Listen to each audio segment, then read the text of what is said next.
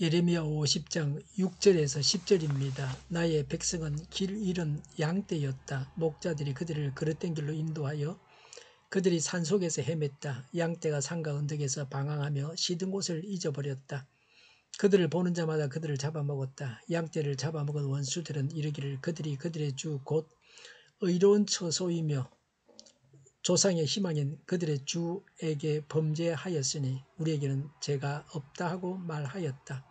너희는 바빌로니아에서 탈출하여라. 바빌로니아 사람들의 땅에서 떠나라. 양떼 앞에서 걸어가는 순념소처럼 앞장서서 나오너라. 보아라, 내가 북녘 땅에서 강대국들의 연합군을 일으켜서 바빌로니아를 쳐들어가게 하겠다. 그들이 바빌로니아 쪽으로 진을 치고 있다가 바빌로니아를 정복할 것이다. 그들의 화살은 절대로 빈손으로 돌아오지 않는 노련한 용사와 같을 것이다. 바빌로니아가 약탈당할 것이니 약탈하는 자들이 모두 흡족하게 들어갈 것이다. 나 주의 말이다. 아멘. 6절에 나의 백성은 길 잃은 양떼였다. 목자들이 그들을 그릇된 길로 인도하여 그들이 산속에서 헤맸다. 양떼가 산과 언덕에서 방황하며 시든 곳을 잊어버렸다고 했습니다. 이스라엘이 자기 땅에서 쫓겨나 이방인의 땅에서 포로 생활을 하고 있는 처지와 원인을 말씀합니다. 목자는 제사장, 선지자, 왕 등 이스라엘의 정치, 종교 지도자들을 말합니다. 우상숭배가 주로 산에서 행해졌습니다. 그래서 산은 우상숭배 자체를 말합니다. 이스라엘 백성들이 포로 생활을 한 것은 지도자들이 백성들을 잘못된 길로 인도하여 우상을 숭배하고 참된 안식처인 하나님을 잊게 했기 때문입니다. 지도자들이 그릇되게 살고 잘못 가르치는 것이 이처럼 큰 고통을 가져옵니다. 오늘날 가정에서는 가장 또 목회자, 위정자들의 위치가 중요합니다. 지도자들을 위해서 기도해야 합니다. 이스라엘이 하나님을 외면하여 갈 곳을 잃었던 것처럼 지금 나도 하나님을 떠나 세상을 더 사랑함으로 참된 삶의 안식처를 찾지 못하고 있는 것은 아닙니까? 그저 세상의 쾌락에 몸과 마음을 맡기고 있지 않습니까? 7절에 그들을 보는 자마다 그들을 잡아먹었다고 했습니다. 이스라엘은 포로에서 귀환할 때까지 죽임당하고 약탈을 당했습니다. 7절에 양떼를 잡아먹은 원수들은 이르기를 그들이 그들의 주 곧 의로운 처소이며 조상의 희망이 그들의 주에게 범죄하였으니 우리에게는 죄가 없다고 말할 것이다 라고 했습니다. 바벨론이 하나님의 백성을 잔인하게 죽이면서 자신들의 행위를 합리화시키는 말입니다. 바벨론은 유다에 임한 재앙의 원인과 하나님의 존재에 대해서 분명하게 알고 있었다는 것은 주목할 만한 사실입니다. 이미 바벨론은 예레미야를 비롯한 여러 선지자들의 예언을 들어 알고 있었습니다. 이방인도 알고 있는 사실을 이스라엘 백성들은 알지 못하였으니 이스라엘의 멸망은 불가피한 것이었습니다.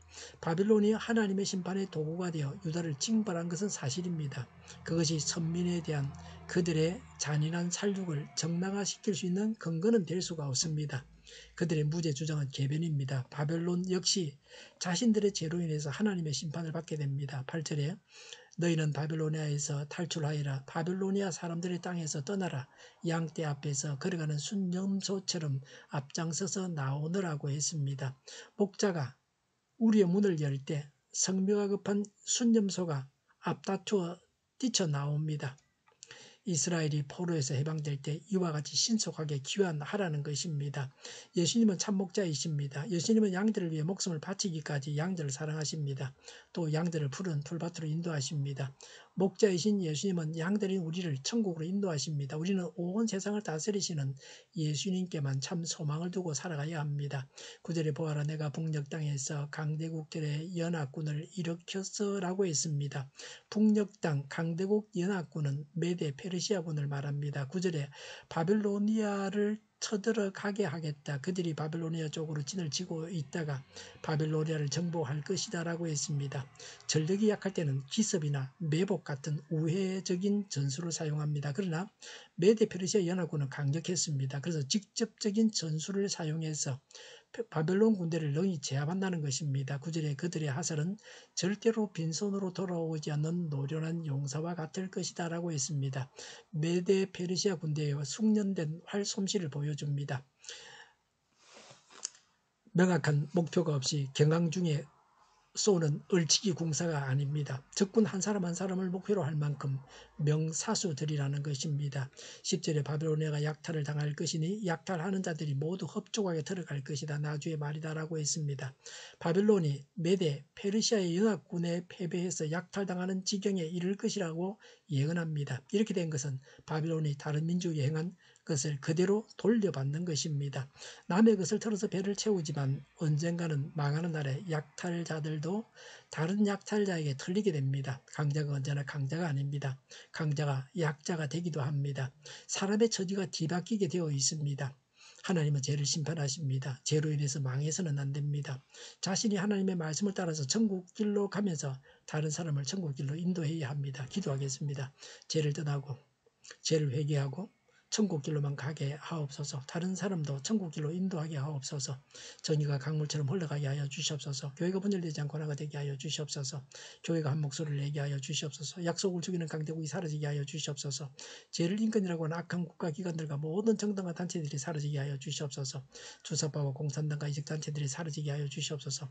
악한 언론과 악한 국회의원과 악한 단체들이 사라지게 하여 주시옵소서. 하나님을 대적하는 법과 있어는 안 될 법을 만들지 않게 하옵소서. 이스라엘 법을 폐기하지 않게 하옵소서. 일하는 자들이 정당한 대우를 받게 하여 주시옵소서.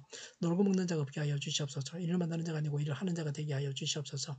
파업과 시비가 그치게 하여 주시옵소서. 눈먼 지도자, 악한 지도자, 자기의 배만 불리는 지도자, 성경을 무시하는 지도자가 사라지게 하여 주시옵소서. 앞을 보고 선한 것을 분별해 살고 앞길을 제시하고 섬기는 지도자만 있게 하여 주시옵소서. 하나님께서 주신 건세로 섬기는 자가 강해지게 하여 주시옵소서. 지도자들과 이 백성들에게 선한 것을 분별하는 지혜를 주옵소서. 업무 방해가 없게 하시고 업무에 충실하게 하옵소서. 망해할 사업들을 망하게 하시고 응해할 사업들을 흥하게 하옵소서. 망할 사업들을 붙들다가 나라가 망하지 않게 하여 주시옵소서. 망할 자가 망하고 흥할 자가 흥하게 하옵소서. 망할 자가 망하지 않아서 나라가 망하지 않게 하옵소서. 망할 나라가 망하고 흥할 나라가 흥하게 하옵소서. 쓰레기 더미를 뒤지지 말고 성경에서 보물을 찾게 하여 주시옵소서. 기도하는 기쁨, 응답받는 기쁨, 성도들이 모여서 교제하는 기쁨, 말씀이 주는 기쁨, 예배드리는 기쁨을 누리게 하여 주시옵소서. 우리 동일교회가 만구는 집에 하게 하여 주시옵소서. 저희의 간절한 간구에 응답하여 주시옵소서. 예수의 무릎 명하노니 모든 병만은 물러가고 몸의 모든 부분들은 온전하게 될지어다. 신유의 기적을 베푸셔서 지금도 저희의 질병을 고쳐 주시옵소서. 코로나로 진행하는 모든 자들을 고치시고 넘게 하여 주시옵소서. 저희와 교회와 나라 민족을 불쌍히 여겨 주시옵소서. 모든 악한 것들을 제거하여 주시옵소서. 하나님께서 기뻐하시는 교회와 나라가 되게 하여 주시옵소서. 경제가 나아지고 물가 현상이 꺾이고 포항기업들의 수입 복구가 빨리 완료되게 하시며 자재비가 인하되고 출산의 기쁨을 누리게 하여 주시옵소서. 가공음식들이 건강하게 하는 먹을거리가 되게 하시며 가뭄이 해갈되게 하시며 늘 맑은 공기를 마실 수 있게 하여 주시옵소서. 노조가 죽고 청년이 살게 하여 주시옵소서. 청년들의 앞길을 주장하시고 합격의 영광을 누리게 하여 주시옵소서. 오늘도 하나님 안에서 차고 넘치는 삶, 복된 삶을 살게 하여 주시옵소서. 감사와 찬양을 주님께 돌려드리며 예수님의 이름으로 기도하옵나이다. 아멘.